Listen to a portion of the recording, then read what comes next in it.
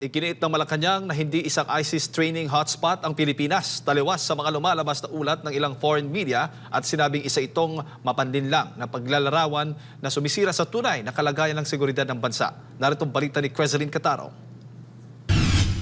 Mariing itinanggi ni Pangulong Ferdinand Marcos Jr. ang mga anyay mapandinlang na pahayag na naglalarawan sa Pilipinas bilang isang training hotspot ng mga marahas na extremist groups ayon sa Malacanang nitong Miyerkules. Sinabi ni Palace Press Officer Claire Castro na iginiit ng National Security Council na walang kumpirmasyon sa mga aligasyon na ang mag-amang suspect sa kamakailang mass shooting sa Bondi Beach, Sydney, Australia ay nakatanggap ng anumang uri ng pagsasanay sa Pilipinas bago ang insidente noong Disyembre 14. Regarding reports describing the Philippines as an ISIS hotspot, the characterization is misleading.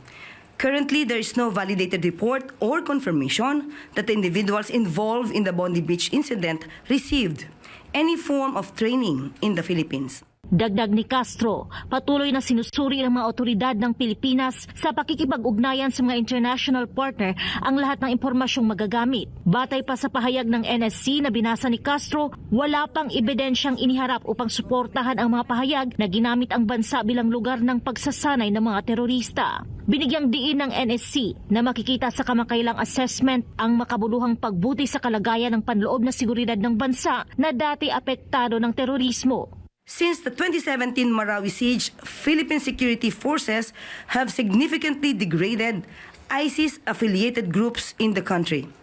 Both United Nations and the U.S. government assessments indicate that these groups now operate in a fragmented and diminished capacity. Violence in Mindanao is largely driven by historical conflicts and local clan disputes, rather than the operational capacity of ISIS-affiliated organizations. Ang mga pagbabagong ito, anya, ay bunga ng mahigpit na pagbabantay ng mga otoridad at ng pagtutulungan ng mga komunidad para manatiling ligtas ang bansa.